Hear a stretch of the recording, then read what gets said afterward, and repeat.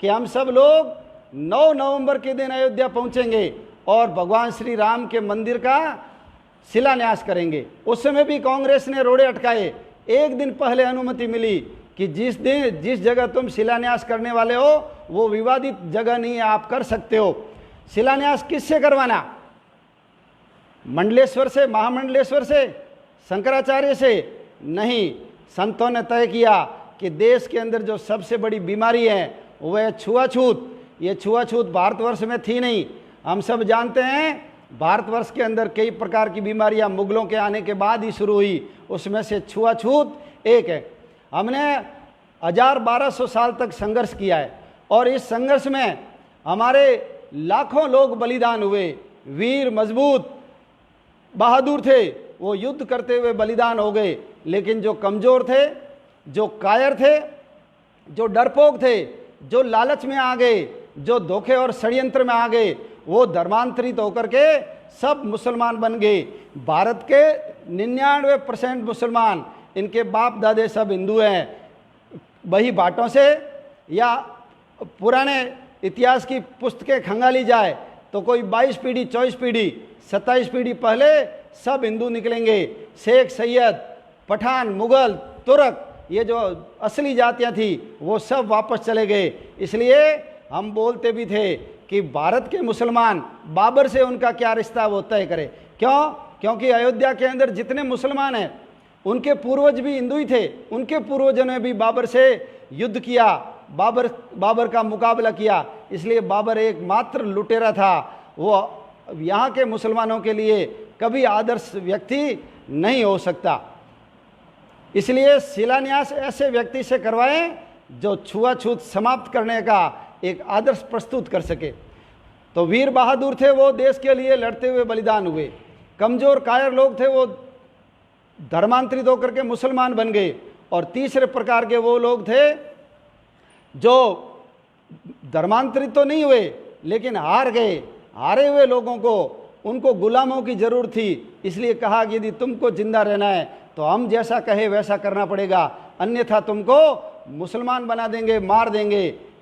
ये जहाँ से आए थे वहाँ मांस भक्षण होता था, शिकार करते थे, इसलिए उनकी आदत थी मांस खाने की।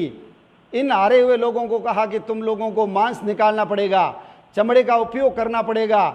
हमारे यहाँ तो सूत, कपास, रेशम, मलमल ये होता था, तो हमको कहाँ चमड़े की ज़रूरत थी। इन लोगों ने कहा हम ये कर लेंगे लेकिन मुसलमान कभी भी नहीं बनेंगे।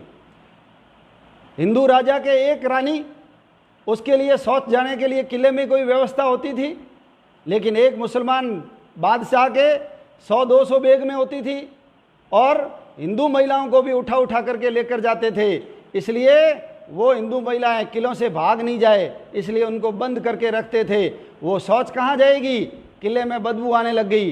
तो उनको कहा कि तुमको यदि मुसलमान नहीं बनना है तो तुम लोगों को इनका मल उठाना पड़ेगा, मैला ढोना पड़ेगा। कितने महान लोग थे।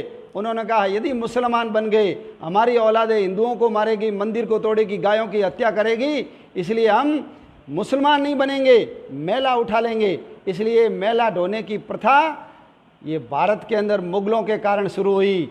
घूंघट प्रथा मुगलों के कारण शुरू हुई। और हड़प्पा की खुदाई हुई है, मोहनजोदड़ो की खुदाई हुई है, रसोई निकली है, स्नानघर निकले हैं, लेकिन किसी भी स्थान पर शौचालय नहीं निकला, शौच बाहर ही जाते थे।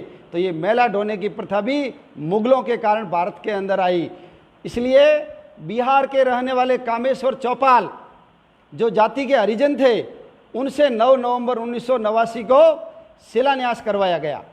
फिर वार्ताओं का दौर शुरू हुआ।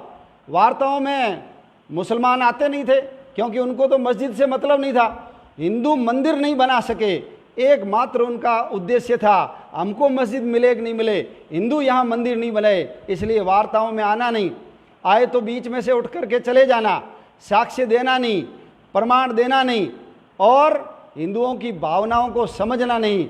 एक बार शुक्रवार की नमाज पढ़ करके जब वो वापस आए तो स्वामी सत्यमित्रानंद जी ने झोली फैलाते हुए सैयद साबुद्दीन को कहा था कि नमाज के बाद जकात देने की प्रथा है, मैं तुमसे राम मंदिर जकात के रूप में मांगता हूँ। तो सैयद साबुद्दीन ने कहा था कि ये महाराज, ये कोई माचिस की डिब्बी नहीं है जो मैं आपको दे दूं।